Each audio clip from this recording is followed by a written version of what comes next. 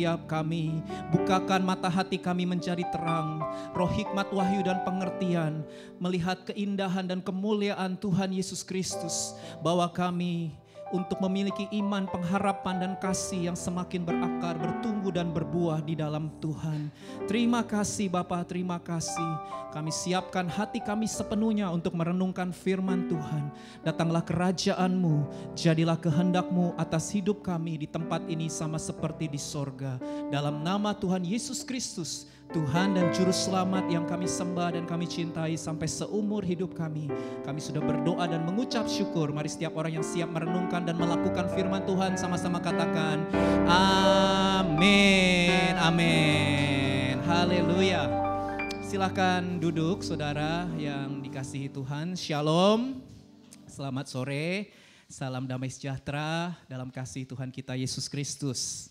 Puji Tuhan ya, kita masuk bulan Agustus, bulan kemerdekaan. Kita merayakan kemerdekaan Korea dan Indonesia ya, tanggal 15 dan 17 Agustus yang akan datang.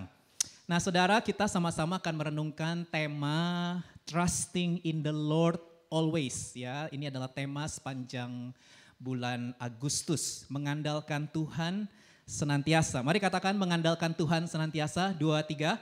Mengandalkan Tuhan senantiasa. Dan hari ini saya akan memberi judul khotbah saya sesuai tema, yaitu Trusting in God Always. Mari kita buka surat Filipi pasal 4 ayat 4 sampai 9. Saya ajak kita baca bersama-sama ya. Mari kita baca dengan suara yang mantap, 2, 3. Bersukacitalah senantiasa dalam Tuhan. Sekali lagi kukatakan bersukacitalah. Hendaklah kebaikan hatimu diketahui semua orang. Tuhan sudah dekat. Janganlah hendaknya kamu khawatir tentang apapun juga, tetapi nyatakanlah dalam segala hal keinginanmu kepada Allah dalam doa dan permohonan dengan ucapan syukur. Damai sejahtera Allah yang melampaui segala akal akan memelihara hati dan pikiranmu dalam Kristus Yesus.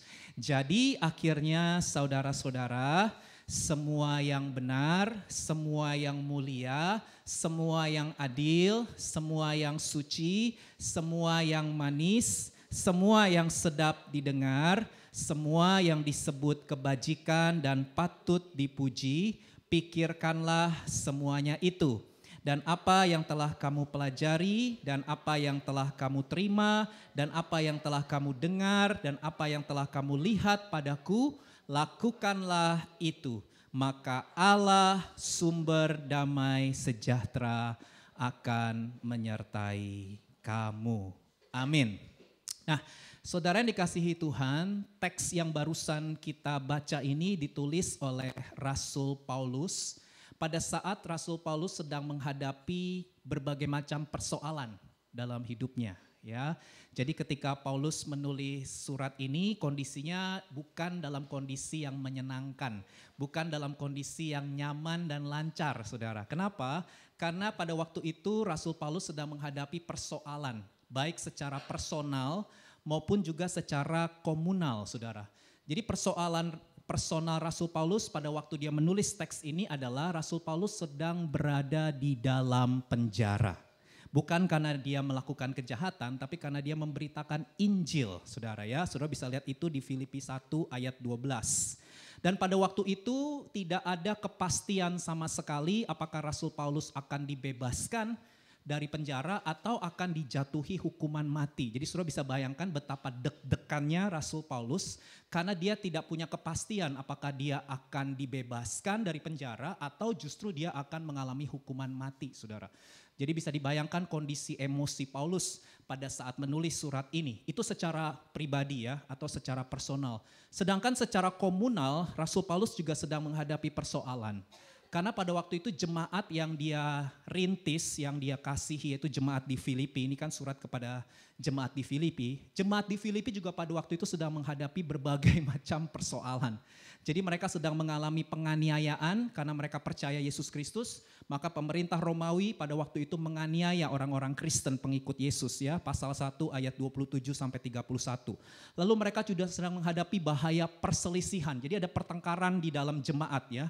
Itu bisa dilihat di pasal 2 ayat 1 sampai 4, pasal 4 ayat 1 sampai 3. Dan mereka juga sedang menghadapi ajaran sesat, ya ampun ya. Jadi udah mengalami penganiayaan, ada perselisihan, lalu mereka menghadapi ajaran sesat. Itu ada di Filipi pasal 3 ayat 1 sampai 3. Jadi mereka dalam kondisi yang sedang banyak persoalan. Dan yang menarik ketika Rasul Paulus sedang menghadapi berbagai macam persoalan, baik secara personal maupun secara komunal, Rasul Paulus itu memberikan 3 nasihat dari dalam penjara kepada jemaat yang berada di luar penjara, saudara. Dan 3 nasihat ini juga diperuntukkan untuk saudara dan saya karena kita semua adalah orang-orang percaya, kita adalah jemaat di dalam Tuhan Yesus Kristus. Amin. Kita mungkin hari ini ada yang sedang menghadapi kondisi yang baik-baik saja. Saya bisa lihat dari wajah saudara, kayaknya saudara baik-baik aja, nyaman-nyaman aja. Tapi mungkin juga saya nggak tahu ya, mungkin juga sebenarnya di balik senyuman saudara, saudara sedang memendam sesuatu yang pahit. Saudara juga sebenarnya lagi pusing ya, saudara lagi mengalami kecemasan, kegelisahan, deg-degan juga kali kayak Rasul Paulus karena nggak punya kepastian hari depan yang jelas. Mungkin kalaupun iya saudara sekarang ini datang ke gereja dalam kondisi yang penuh dengan berbagai macam persoalan, berarti nasihat Rasul Paulus relevan buat kita semua. Baik kita yang sedang tidak ada persoalan, yang baik-baik saja, maupun kita yang sedang menghadapi berbagai macam persoalan, kita percaya firman Tuhan adalah jalan keluar yang akan menolong kita semua. Amin. Untuk itu mari saya mengajak kita lihat 3 nasihat yang diberikan oleh Rasul Paulus kepada semua orang percaya termasuk kita semua yang ada di ruangan ini. Yang pertama saudara, nasihat Rasul Paulus kepada semua orang percaya adalah bersukacita di dalam Tuhan. Katakan bersukacita di dalam Tuhan. 2, 3. Bersukacita di dalam Tuhan. Dikatakan bersukacitalah senantiasa ya di dalam Tuhan. Sekali lagi kukatakan, diulang lagi sama Paulus, bersukacitalah. Dan kalau saudara mau menghitung, di surat Filipi ada 16 kali kata sukacita ditulis oleh seorang yang sedang ada di dalam penjara, saudara. Seharusnya kan yang tulis sukacita ini adalah orang-orang yang lagi di luar penjara karena kondisinya lagi baik, betul ya? Justru seharusnya yang di luar memberikan nasihat kepada yang ada di dalam penjara. Ayo kamu sukacita begitu ya. Tapi ini terbalik saudara ya, justru orang yang sedang ada dalam penjara yang memberikan nasihat kepada orang-orang yang bebas, yaitu orang-orang yang berada di luar penjara untuk bersukacita. Ini sesuatu yang supranatural saudara, betul? Ya, karena Paulus sedang menghadapi berbagai macam persoalan, seharusnya dia menulis surat-surat yang puitis, yang mellow ya, yang berisi ratapan, kesedihan gitu ya. Seharusnya ya saudara ya, tolonglah kasihani aku yang sedang di dalam penjara ini, kan seharusnya begitu. Tapi enggak ya, Paulus malah tulis nasihat untuk bersukacita senantiasa. Dan alasannya ditulis juga oleh Rasul Paulus. Apa yang membuat kita bisa bersukacita senantiasa? Karena kita semua berada di dalam Tuhan. Katakan di dalam Tuhan. Ini sebuah kalimat yang penting sekali saudara ya. Jadi Paulus tidak berkata bersukacitalah karena nasibmu masih lebih baik dari orang-orang lain. Kan seringkali gitu ya. Ayolah kamu bersukacita, masih banyak orang-orang di bawah kamu yang lebih susah gitu ya. Kebanyakan kan nasihat-nasihat begitu ya. Coba deh kamu lihat ke bawah, kita disuruh lihat ke bawah saudara ya. Jangan lihat ke atas dong, coba kamu lihat ke bawah dong. Ada banyak orang yang lebih susah dari kamu. Ada banyak orang yang lebih menderita dari kamu. Kamu harus bersyukur karena kamu nasibnya masih lebih baik dari mereka. Kebanyakan orang kalau kasih nasihat begitu ya. Kita disuruh lihat ke bawah, gak boleh lihat ke atas gitu ya. Kita disuruh lihat ada banyak orang-orang yang lebih menderita. Tapi Rasul Paulus tidak tulis seperti itu. Ya, itu nasihat kebanyakan orang di luar sana saudara ya. Tapi Rasul Paulus tulis bukan untuk kita membandingkan diri kita dengan orang lain. Firman Tuhan yang ditulis oleh Rasul Paulus, bersukacita bukan dengan cara membandingkan orang-orang yang ada di bawah kita. Tidak sama sekali. Tapi Rasul Paulus tulis bersukacitalah di dalam Tuhan. Bukan karena kita lihat ke bawah atau tidak lihat ke atas atau lain yang berbeda dengan kita. Alkitab nggak mengajarkan kita untuk membanding-bandingkan diri kita dengan orang lain. Bilang kanan kiri, jangan suka membanding-bandingkan diri dengan orang lain ya. Ya saudara, apalagi kalau ada orang lebih susah, ada orang lebih menderita, terus saudara, aduh syukur aku lebih baik dari kamu nasibnya. Aduh jahat banget saudara ya. Kasihan dong mereka yang lagi lebih susah, lebih menderita, saudara kok bersyukur. Jangan begitu saudara. Kita disuruh bersuka cita karena kita ada di dalam Tuhan. Amin. Amin saudara, artinya apa? Di dalam Tuhan artinya kita semua ada di dalam kedaulatan Tuhan. Keyakinan kita pada kedaulatan Tuhan merupakan alasan untuk kita bisa bersuka cita senantiasa. Saudara, sekali lagi apa yang ditulis dalam teks ini merupakan sesuatu yang tidak umum. Ya, sesuatu yang saya bilang supranatural, tidak umum saudara, karena secara umum manusia itu bersuka cita karena kita melihat keadaan di sekitar kita atau orang-orang di sekitar kita seperti yang kita inginkan. Kita kan semua punya keinginan, kita semua punya harapan, kita semua punya ekspektasi begitu ya.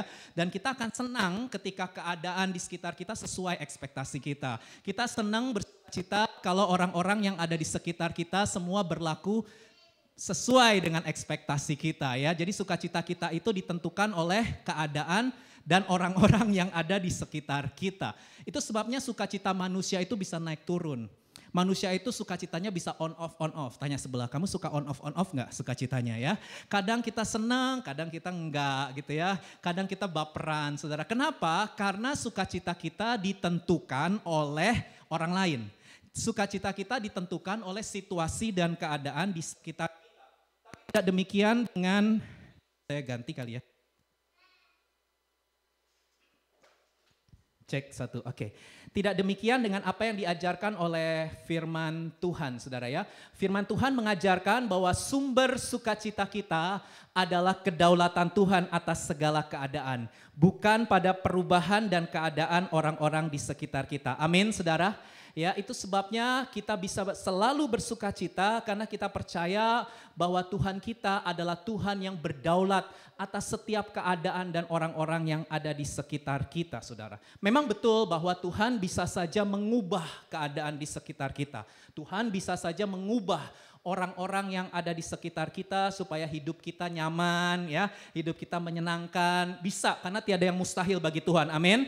Tapi cara kerja Tuhan tidak selalu terpola seperti itu, saudara. Karena dia bisa bekerja melampaui apa yang kita pikirkan. Dan dia adalah Tuhan yang berdaulat atas segala sesuatu. Apa artinya berdaulat? Artinya Tuhan adalah Tuhan yang bebas melakukan apa saja yang sesuai dengan kehendaknya. Termasuk mengubah hidup saudara dan saya. Saudara, selama saudara terus menuntut Tuhan untuk mengubah keadaan di sekitarmu, saudara menuntut Tuhan untuk mengubah orang-orang yang ada di sekitarmu, maka saudara bisa kehilangan alasan untuk selalu bersuka cita. Karena Tuhan tidak selalu mengubah keadaan dan orang-orang di sekitar kita. Tapi yang pasti Tuhan akan mengubah saudara dan saya menjadi orang-orang yang dewasa secara rohani, menjadi serupa dengan Tuhan Yesus Kristus. Amin. Bilang sama kanan kiri, Tuhan mau kamu dewasa secara rohani. Amin. Karena hidup Kristen itu adalah character building, saudara ya.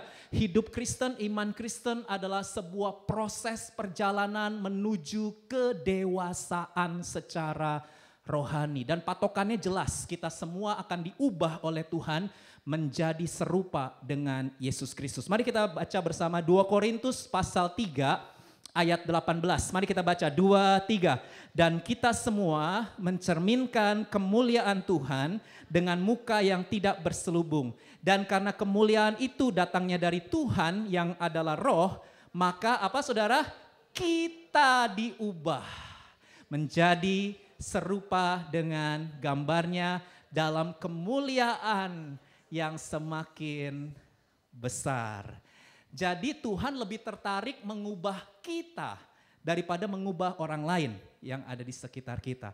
Tuhan lebih tertarik untuk mengubah kita daripada mengubah situasi dan keadaan yang ada di sekitar kita. Bilang sama kanan kiri, Tuhan lebih tertarik mengubah kamu.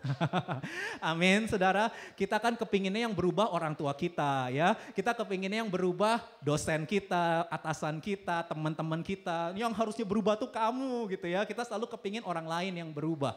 Kita menuntut orang lain yang harus berubah. Karena yang salah selalu orang lain, kita selalu benar. Nah itu sebabnya Tuhan kadang-kadang tidak mengubah orang lain. Memang Tuhan bisa ubah keluarga kita, Tuhan bisa ubah orang tua kita, Tuhan bisa ubah atasan saudara, teman-teman saudara yang menyebalkan, yang menjengkelkan, ya bos saudara yang menjengkelkan, itu Tuhan bisa ubah, bisa, suka-suka Tuhan, dia bisa ubah. Tapi kadang-kadang dia enggak ubah. Supaya saudara belajar rendah hati, supaya saudara belajar sabar, supaya saudara belajar lemah lembut, belajar mengampuni, dan belajar untuk mengasihi orang-orang yang mungkin saudara enggak suka. Tapi Tuhan mau kita semua bertumbuh menjadi pribadi yang dewasa, bahkan bukan hanya dewasa, tapi menjadi serupa dengan gambarnya, serupa dengan Tuhan Yesus Kristus. Itu sebabnya bersukacita di dalam Tuhan, itu artinya kita menghargai kedaulatan Tuhan. Kita mengasihi Tuhan sedemikian rupa, sehingga tidak ada lagi yang lebih penting daripada Tuhan. Tuhanlah sukacita kita. Ada lagunya ya, kaulah sukacita. Jadi sukacita kita itu bukan karena orang lain berubah atau keadaan berubah, no. Tapi kaulah sukacita. Terus pengharapan dan kehidupan, kau beri kekuatan. Haleluya, bersukacita selamanya. Cocok sama nasihatnya Paulus ya. Bersukacita selamanya, bersukacita senantiasa. Karena Tuhanlah sukacita kita. Amin. Apapun yang Tuhan lakukan dalam hidup kita itu pasti mendatangkan kebaikan. Itu sebabnya kita bisa bersukacita senantiasa karena kita yakin kedaulatan Tuhan, kehendak Tuhan itu selalu yang terbaik buat hidup kita. Ini nasihat pertama yang diberikan oleh Rasul Paulus kepada semua orang percaya. Bersukacita senantiasa karena kita semua ada di dalam kedaulatan Tuhan yang mulia. Yang kedua, nasihat yang kedua, Rasul Paulus memberikan nasihat untuk saudara dan saya dalam keadaan apapun berbuat baiklah karena Tuhan. Katakan berbuat baik karena Tuhan. 2, 3. Berbuat baik karena Tuhan. Coba kita lihat Filipi pasal 4 ayat 5. Dikatakan, mari baca bersama 2, 3. Hendaklah kebaikan hatimu diketahui oleh semua orang. Saudara ya, oleh keluargamu, teman-teman di kampus, teman-teman di tempat kerja, atasan saudara, profesor saudara, semua orang yang saudara jumpai setiap hari. Alasannya apa? Karena Tuhan sudah dekat. Saudara, dalam Amplified Bible dijelaskan gentle spirit ya. Kebaikan itu your graciousness, unselfishness, mercy, tolerance, and kesabaran. Patience, saudara ya. Hari-hari ini Tuhan mau kita jadi orang-orang yang sabar. Yang tidak egois ya. Yang menunjukkan apa nih? Toleransi dan kemurahan. Kemurahan hati, generous ya, murah hati terhadap orang lain. Saudara, apa ini maksudnya? Semua ini berbicara mengenai respon yang baik. Katakan respon yang baik. 2, 3. Respon yang baik. Jadi kata kebaikan ini menggunakan kata Yunani epiekes. Epiekes itu kalau amplifier terjemahkan gentle spirit ya, tapi lebih tepat sebenarnya good response ya, respon yang baik. Nah, apa alasannya untuk kita bisa memiliki respon yang baik pada saat kita menghadapi situasi yang tidak baik? Kita sedang menghadapi relasi yang tidak baik ya, karena kan gak semua orang selalu cocok sama kita ya, gak semua orang selalu berlaku baik sama kita. Ada aja orang-orang nyebelin, ada aja orang-orang yang menjengkelkan. Tapi Paulus tetap tulis, meskipun kamu berhadapan dengan keadaan yang tidak menyenangkan, meskipun kamu berhadapan dengan orang-orang yang tidak menyenangkan, kamu sebagai orang percaya tetap harus punya respon yang baik kepada mereka. Dan apa alasannya? Alasannya karena Tuhan sudah dekat. Tadinya saya pikir kalimat Tuhan sudah dekat ini artinya Tuhan sudah mau datang begitu ya. Ini bicara second coming gitu. Oh, sebentar lagi Tuhan Yesus mau datang kembali. Tadinya saya pikir itu alasannya Rasul Paulus, saudara ya. Tapi ketika saya cek dalam bahasa asli dan berbagai macam komentari, ternyata bukan itu. Paulus tidak sedang berbicara mengenai akhir zaman. Paulus tidak sedang bicara mengenai kedatangan Tuhan Yesus kembali ke bumi ya, atau kita meninggal dunia itu juga kita ketemu Tuhan ya. Bukan itu maksudnya, saudara ya. Jadi kalimat Tuhan sudah dekat, ini ternyata artinya ada penyertaan Tuhan, ada intervensi Tuhan ke dalam kehidupan kita. Artinya Tuhan bukanlah Tuhan yang tinggal diam. Ada pembelaan dan perkenanan Tuhan atas setiap orang yang mau memiliki respon yang baik kepada situasi dan orang-orang yang ada di sekitarnya. Ya, pembelaan dan perkenanan Tuhan itu tetap nyata bagi orang-orang yang mau taat pada firman-Nya. Amin, saudara. Itu sebabnya penting sekali untuk kita menjaga respon kita, ya. Miliki respon yang baik, saudara. Kenapa ada banyak orang mudah panik? Kenapa ada banyak orang bisa mudah marah? Ya, mereka begitu sensi dan baperan ketika ketemu dengan situasi, keadaan atau orang-orang yang tidak sesuai apa yang mereka inginkan, saudara. Alasan sederhana, mungkin ada banyak alasan, tapi alasan sederhana kita bisa cepat panik karena saya juga orang yang cepat panik. Jadi saya bisa mengevaluasi diri saya juga tipikal orang yang mudah emosi, mudah marah, maksudnya saudara yang mudah panik, mudah marah. Dan alasan paling esensi kenapa orang menjadi sensi, baperan, mudah panik, cepat panik, mudah marah adalah karena dia tidak bisa mengontrol keadaan yang sedang dia hadapi. Halo, betul? Ya, karena dia tidak bisa mengendalikan keadaan yang sedang dia hadapi, saudara. Nah, ada banyak dalam hidup ini hal-hal yang kita nggak bisa kontrol. Halo, betul nggak? Betul. Kenceng banget ya. Ada banyak, saudara, hal-hal yang kita nggak bisa kendalikan. Omongan orang kita nggak bisa kendalikan, saudara. Ya, persepsi orang tentang kita juga nggak bisa kontrol. Penilaian orang kepada kita, itu juga kita nggak bisa kontrol. Respon orang, perilaku orang kepada kita, itu juga kita nggak bisa kontrol, saudara ya. Saudara, kita harus mengakui, saudara, ada aja pasti kalau kita membangun hubungan sama orang, pasti aja ketemu orang yang iri sama kita. Nah, orang yang iri sama kita itu kita nggak bisa kontrol. Jangan iri dong sama gue, please jangan iri dong. Nggak bisa, saudara. Itu haknya mereka untuk iri. Selama saudara bangun hubungan sama orang lain, apalagi saudara lebih keren dari mereka, saudara lebih cakep, lebih pinter, ya lebih berpengaruh mungkin, pasti akan ada aja orang-orang yang gak suka ngelihat saudara senang. Saudara ya, pasti akan ada aja orang-orang yang iri sama saudara.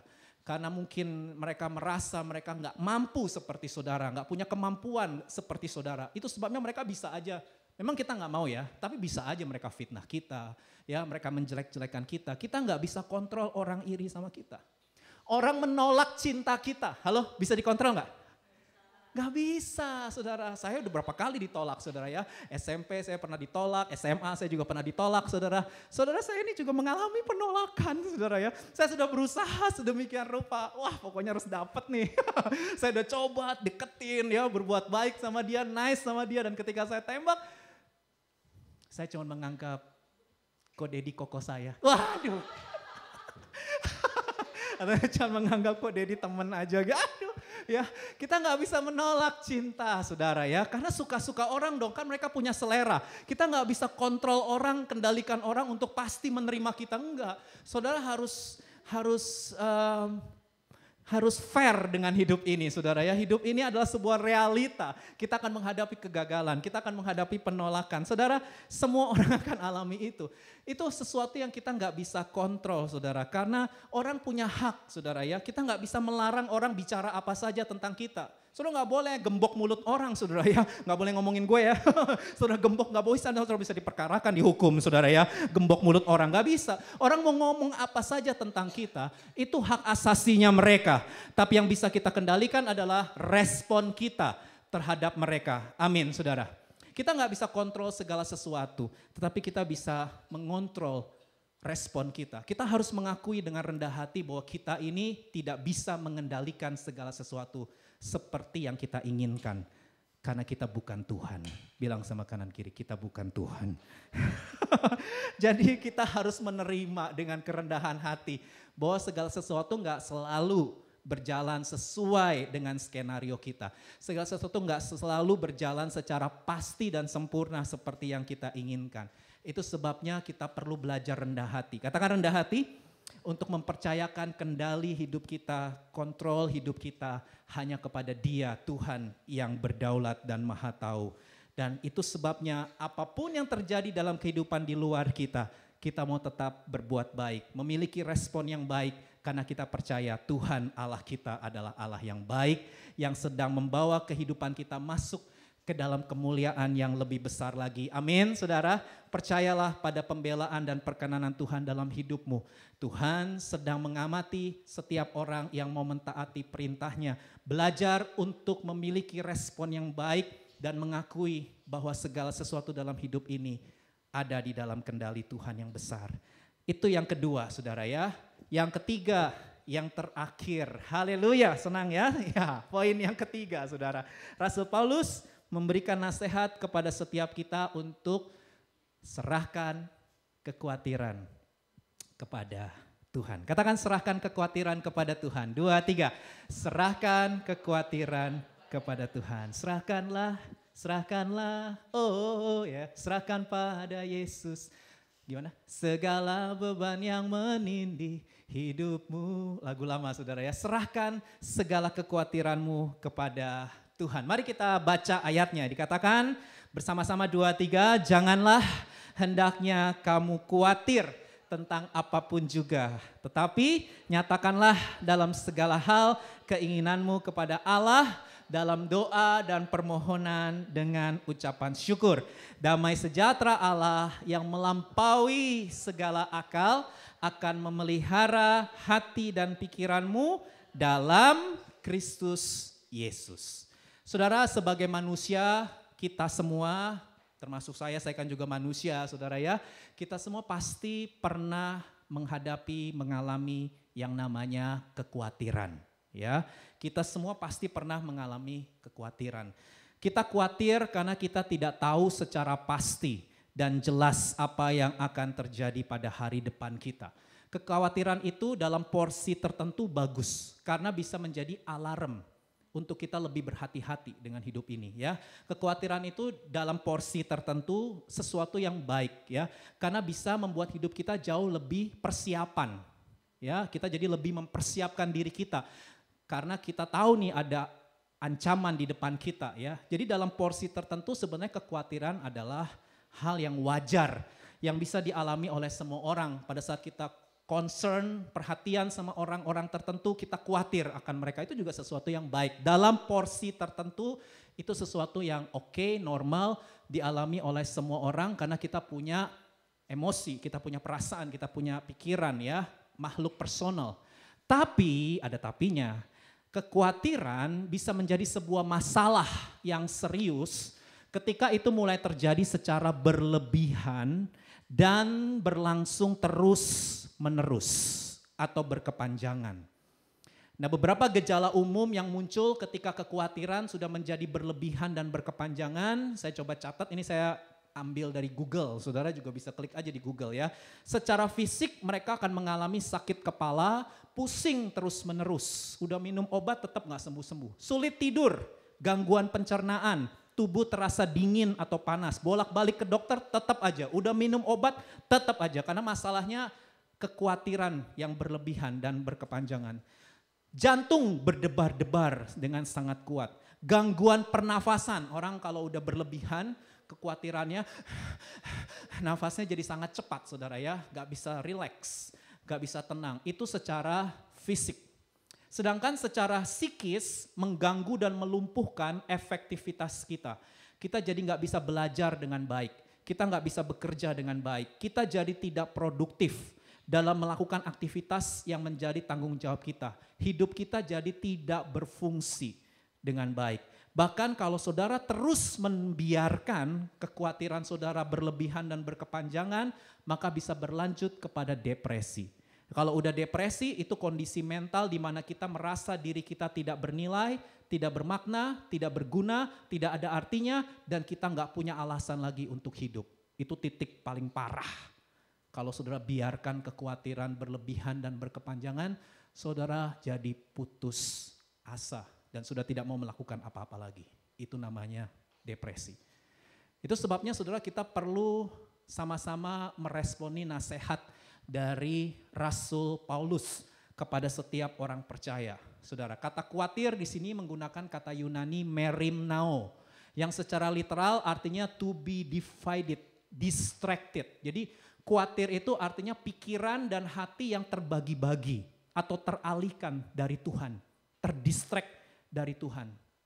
Jadi kekhawatiran oke, tapi kalau sudah terjadi secara berlebihan dan berkepanjangan, maka itu adalah sebuah penyembahan terhadap sesuatu yang saudara anggap lebih penting daripada Tuhan.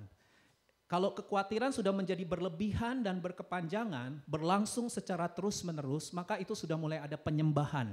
Berarti ada sesuatu yang lebih berharga daripada Tuhan. Dan sesuatu itu menyedot emosi saudara, mengambil pikiran, perasaan, waktu dan energi saudara, sehingga sesuatu itu yang paling saudara khawatirkan itu melumpuhkan imanmu, melumpuhkan pengharapanmu, melumpuhkan kasihmu kepada Tuhan. Itu berarti sudah ada penyembahan berhala. Berarti ada sesuatu yang saudara lebih hargai daripada Tuhan. Sehingga saudara mengalami kelumpuhan dalam iman, pengharapan dan kasih kepada Tuhan. Nah, bagaimana caranya supaya kekhawatiran kita tidak terjadi secara berlebihan dan berkepanjangan, saudara? Di ayat 6, Rasul Paulus memberikan jawabannya, ya. Janganlah kamu khawatir tentang apapun juga, tetapi ini dia jawabannya. Nyatakanlah, apa saudara? Dalam segala hal, keinginanmu kepada Allah dalam doa dan permohonan dengan ucapan syukur, saudara ya.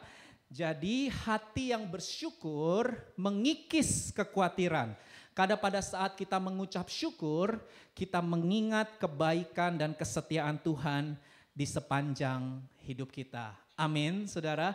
Bersyukur, saudara boleh punya keinginan itu normal. Setiap kita tuh punya keinginan, kita kepingin nanti masa depan kita begini, begitu ya.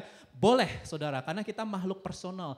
Dan Tuhan, firman Tuhan berkata, ketika kamu punya keinginan jangan dipendam, tapi di-sharingkan sama Tuhan. Tuhan, aku kepingin menikah, aku kepingin punya pekerjaan, aku kepingin ini, kepingin itu ya. Sharing, bagikan saudara kepada Tuhan ya. Nyatakan kata Rasul Paulus ya, nyatakanlah segala hal, dalam segala hal, keinginanmu kepada Tuhan. Permohonanmu nyatakan kepada Tuhan. Tapi jangan lupa, penutupnya adalah ucapan syukur. Jadi saudara bawa semua keinginan saudara, perencanaan masa depan saudara, ya nanti umur segini aku mau begini, umur segini mau begitu dan seterusnya. Bikin semua itu, tapi bawa itu di dalam doa, lalu sertai dengan ucapan syukur. Tuhan, aku percaya bahwa kehendak Tuhan itu selalu yang terbaik buat hidupku. Itu sebabnya aku bawa segala keinginanku, permohonanku kepada Tuhan dan aku tidak mau mengkhawatirkannya. Aku bawa semua ke hadapan Tuhan karena aku percaya waktu Tuhan pasti yang terbaik. Walau kadang tak mudah dimengerti, betul ya.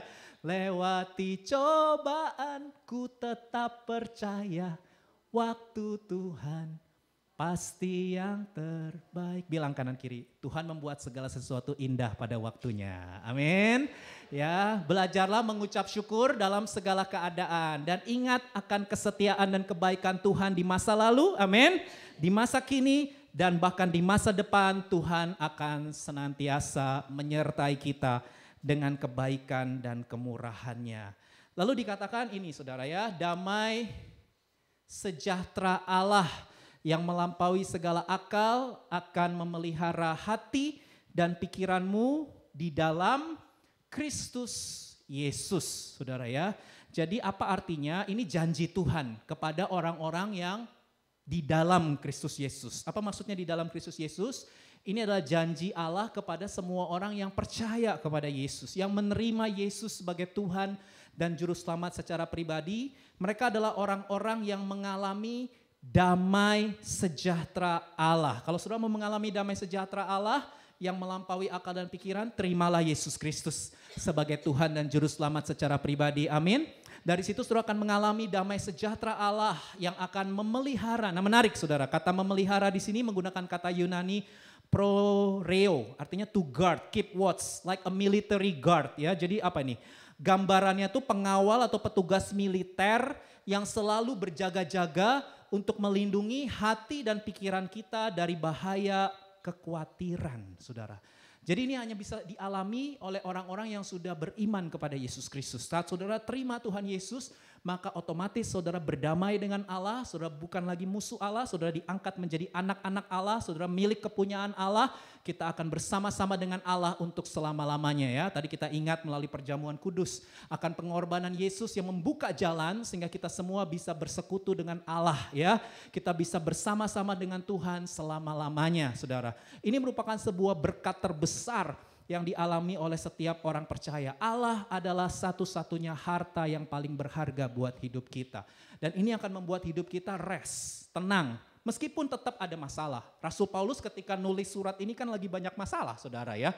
Tapi dia bisa tetap tenang, dia tetap bisa kuat ya. Di saat badai bergelora, ku tenang sebab kau Allahku. Paulus lagi dalam badai, dia mau dihukum mati saudara ya, di dalam penjara mau dihukum mati. Dan jemaat di luar juga lagi mengalami persoalan. Seharusnya Paulus putus asa, seharusnya Paulus meratapi dirinya, mengasihani diri sendiri seharusnya. Tapi enggak, Paulus tetap kuat, Paulus tetap tenang, bisa kasih nasihat lagi, bersukacita ya. Hendaklah kebaikan hatimu diketahui semua orang. Karena ada apa? Karena ada damai sejahtera Allah yang melampaui segala akal, yang akan memelihara hati dan pikiranmu di dalam Kristus Yesus. Kemudian yang menarik saudara, Paulus tulis begini. Jadi akhirnya saudara-saudara, nah semua yang benar, mulia, adil, suci, manis, sedap didengar, yang disebut kebajikan dan patut dipuji.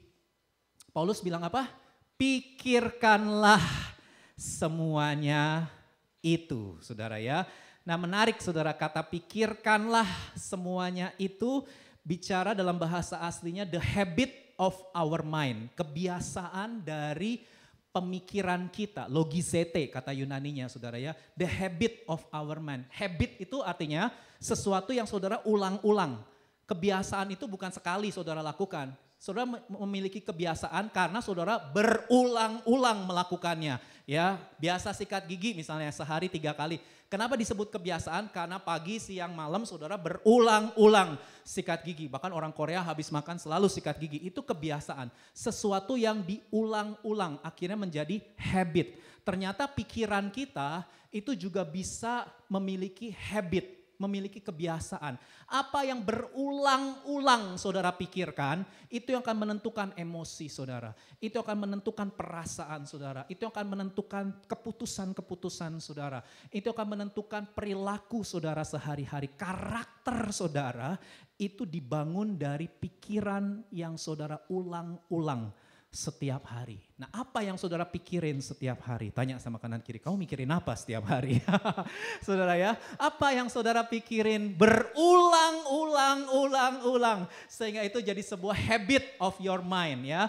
Menjadi kebiasaan di dalam pemikiran saudara.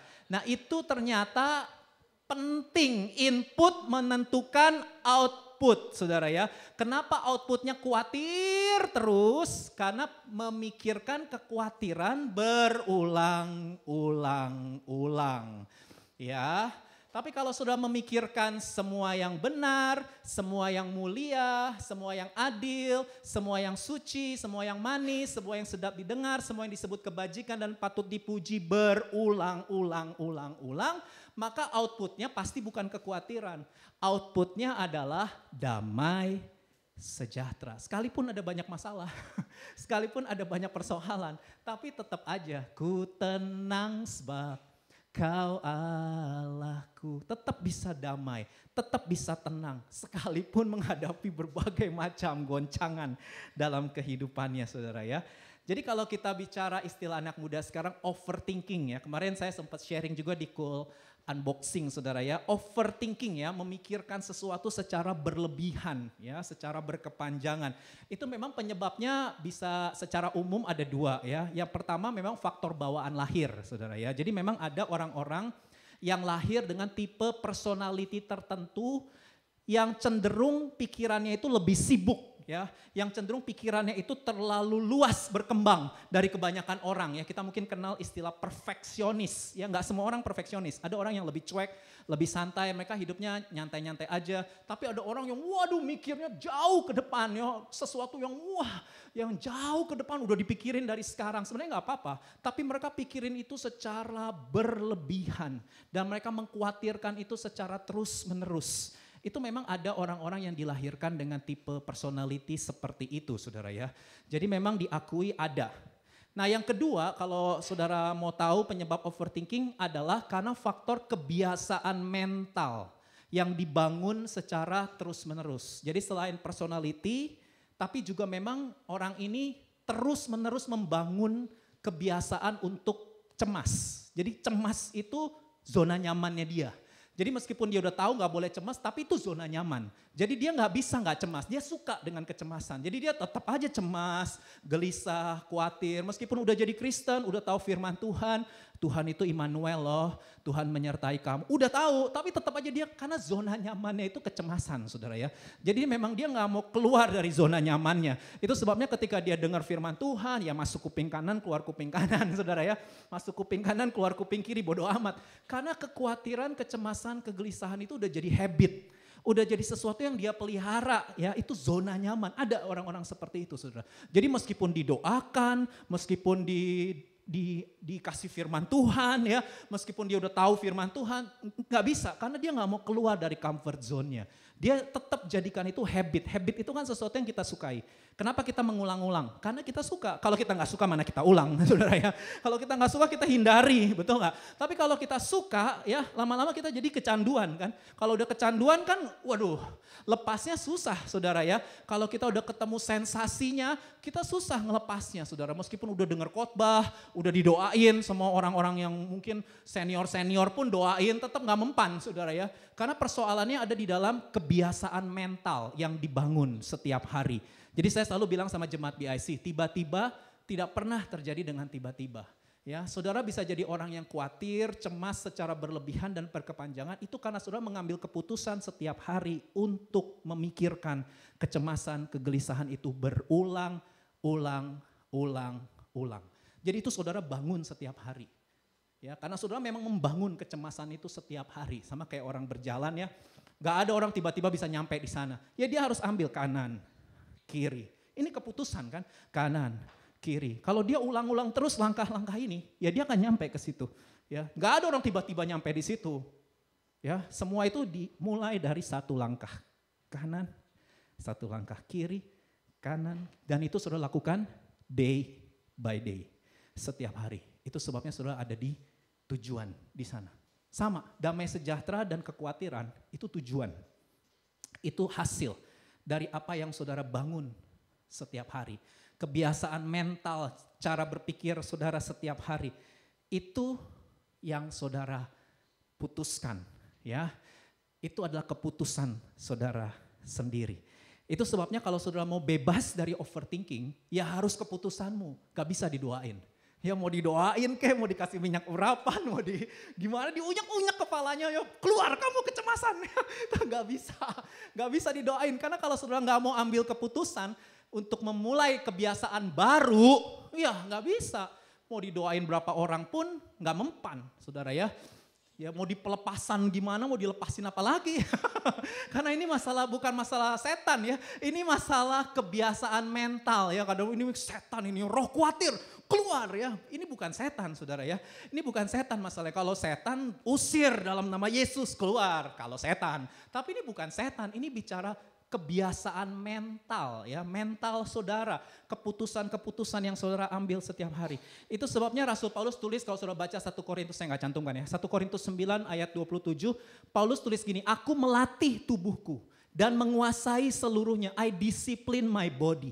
Jadi Rasul Paulus itu bilang bahwa penguasaan diri, kebiasaan mental itu sesuatu yang harus dilatih dan dibangun setiap hari.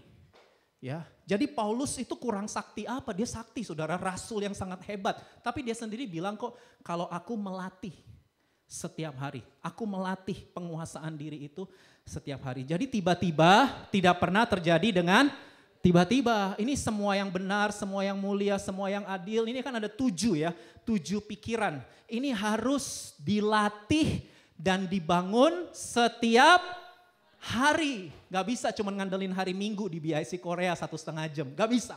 Saudara gak bisa. Oh nanti lo pokoknya hari Minggu di BIC. Jam 3 sampai 4:30 aku mau mikirin semua yang benar, semua yang mulia, semua yang adil. Gak bisa saudara, 1,5 jam doang lagi. Gak bisa. Keluar dari ruangan ini Senin, Selasa, Rabu, Kamis, Jumat, Sabtu. Itu tanggung jawab saudara sendiri. Untuk melatih mental saudara, melatih pikiran saudara. Untuk terus memikirkan 7 pikiran ini. Dan 7 pikiran ini semua ada di mana saudara? Ada di Alkitab. Ada di firman Tuhan. Itu sebabnya firman Tuhan berkata, renungkanlah, itu bicara pikiran. Renungkanlah, itu bicara imajinasi. Pikirkan, perkatakan kepada pikiranmu, renungkan, imajinasikan ke dalam pikiranmu semua yang benar, semua yang mulia, adil, suci, manis, sedap didengar, kebajikan dan patut dipuji. Kalau saudara mau pikirkan itu berulang-ulang, maka hidup saudara akan mengalami damai sejahtera yang membebaskan saudara dari belenggu kekhawatiran. Makanya Paulus tulis gini, lakukanlah itu. Jangan cuma tahu, tapi harus lakukan. Berapa banyak dari saudara yang mau bebas dari belenggu kekhawatiran? Boleh lambaikan tangan tinggi-tinggi, bilang kanan kiri, lakukanlah. Jangan cuma tahu doang, oh ya bagus nih ya, bagus. Bagus ini khotbahnya ya, bagus. Enggak. Ini bukan soal bagus atau tidak bagus. Tapi ini masalah praktekkan. Kalau saudara mau bebas dari belenggu kekhawatiran, maka saudara harus lakukanlah itu. Maka Allah sumber damai sejahtera akan menyertai kamu. Saya undang para pelayan maju ke depan. Saudara, damai sejahtera tidak ditemukan dari ketiadaan masalah, tapi damai sejahtera ditemukan dalam hadirat Tuhan. Kemarin saya sharing 3 tips praktis untuk saudara mengatasi ketakutan atau kekhawatiran dalam hidup saudara. Yang pertama, ini saya ngambil dari seorang pembicara namanya Joshua Iwan Wahyudi. Saudara, saya pernah khotbah ini ya, itu spit it out. Jadi saudara harus ungkapkan ketakutan saudara kepada orang lain. Selain kepada Tuhan, saudara harus ungkapkan, ceritakan, tuliskan ketakutan-ketakutan saudara kepada orang lain. Saya selalu bilang di BIC Korea, keterbukaan adalah awal dari pemulihan. Jadi saudara harus bilang, aku takut. Takut apa? Saudara jelasin. Cemas apa? Saudara harus ngomong ke orang lain, jangan dipendam sendirian. Kalau saudara pendam sendirian, saudara gak akan bebas. Saudara akan tetap takut dan khawatir. Saudara harus ketemu orang, ya, ketemu siapa aja, teman, sahabat, keluarga, orang tua, gembala saudara di sini, atau konselor, psikolog, psikiater, siapapun itu. Yang kedua adalah split it out, pisahkan. Saudara harus membedakan mana ketakutan yang ada di area kendali saudara dan mana ketakutan yang berada di luar kendali saudara, ya. Kalau ketakutan-ketakutan yang ada di area kendali kita, itu berarti kita bisa cari solusinya. Contoh, kalau saudara takut nilai jelek, belajar. Harus belajar, action. Ya, itu ada dalam kontrol kita.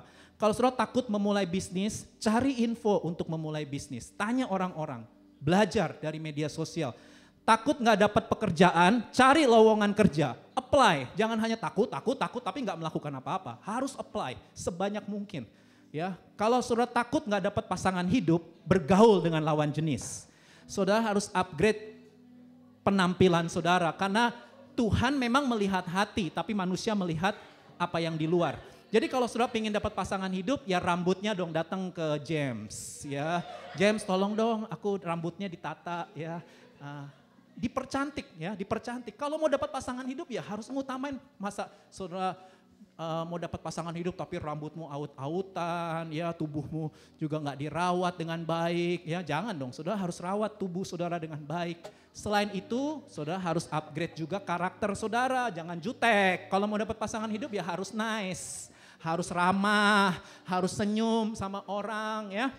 Harus bergaul, ya harus bisa jadi orang-orang yang friendly, yang menyenangkan. Iya, saudara harus upgrade penampilan, tapi juga harus upgrade karakter saudara supaya orang tertarik sama saudara. Ih siapa nih, ya selain penampilannya menarik, tapi kok karakternya bagus ya, gitu ya. Orangnya kok menyenangkan ya, orangnya murah senyum, suka membantu dan lain sebagainya. Jadi memang itu sesuatu yang ada di kendali kita bisa cari solusinya. Tapi kalau ketakutan di luar kendali kita, tadi saya udah bilang omongan orang, persepsi orang, penilaian orang, ataupun apa yang terjadi di dunia, resesi global, bencana alam, itu semua udah di luar kendali kita saudara ya. Itu kita harus serahkan kepada Tuhan. Dan yang ketiga yang terakhir adalah cut it out. Ketakutan itu harus di stop. Ya, kalau saudara tahu itu sudah berada di luar kendali saudara, saudara harus stop. Ya, disiplin mental saudara stop. Ya karena Alkitab berkata kesusahan sehari cukuplah untuk sehari. Belajarlah mengucap syukur untuk hari ini. Gak usah terlalu fokus sama yang di depan sana. Karena yang di depan sana belum tentu terjadi. Saudara udah bayangin skenario yang terburuk padahal gak terjadi saudara ya. Gak pernah terjadi, imajinasi saudara udah terlalu liar. Memikirkan hal-hal yang buruk di masa depan. Padahal itu gak pernah terjadi, itu cuma fiktif. Buat apa saudara menyusahkan diri saudara dengan hal-hal yang belum pasti. Pastikan kita hidup sehari demi sehari. Mengucap syukur untuk hari ini karena ada Tuhan yang menyertai kita. Dan itulah yang membuat kita bisa bersuka cita di dalam Tuhan. Berbuat baik karena Tuhan. Dan serahkanlah kekhawatiranmu kepada Tuhan. Amin untuk firman Tuhan. Saya undang kita